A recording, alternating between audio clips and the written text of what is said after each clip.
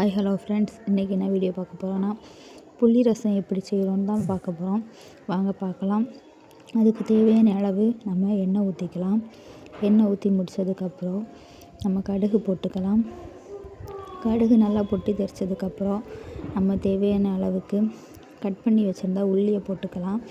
சின்ன உள்ளி அதையும் போட்டு நம்ம நல்லா வதக்கிக்கலாம்.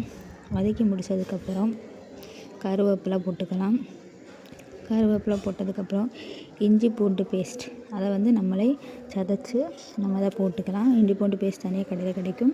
உங்களுக்கு சதைச்சி போட தான் நல்லது. அதையும் போட்டு அதையும் நம்ம வதக்கிக்கலாம். வதக்கி முடித்ததுக்கப்புறம் நம்ம இந்த புளி ரசத்தில் நல்ல மிளகு, அப்புறம் வெள்ளைக்கூடு, இந்த மாதிரி இதெல்லாம் போட்டால் நல்லாயிருக்கும். நம்ம கட் பண்ணி வச்ச பச்சை மிளகு போட்டுட்டு அதுக்கப்புறம் வெந்தயம் கொஞ்சம் ஆட் பண்ணிக்கலாம். அது நல்லது. அப்புறம் கொஞ்சம் மஞ்சள் பொடி போட்டுக்கலாம். மஞ்சள் பொடி எப்போ உள்ளி போட்டதுக்கப்புறம் போடுங்க. அப்போ தான் அது நல்லா வசங்கி கிடைக்கும். அதுக்காக அப்புறம் கொஞ்சம் மிளகு பொடி போட்டுக்கலாம். மிளகு பொடி போட்டு அதையும் நம்ம கிண்டி எடுத்துகிட்டு எங்கம்மா நல்ல மிளகையும் அதுக்கப்புறம் வெள்ளைக்கூடையும் போட்டுட்டாங்க. அது வீடியோ எடுக்க முடிய போட்டாங்க. அதுக்கப்புறம் தண்ணி ஊற்றி புளி ஊற்றி எடுத்துக்கலாம். அவ்வளோதான்.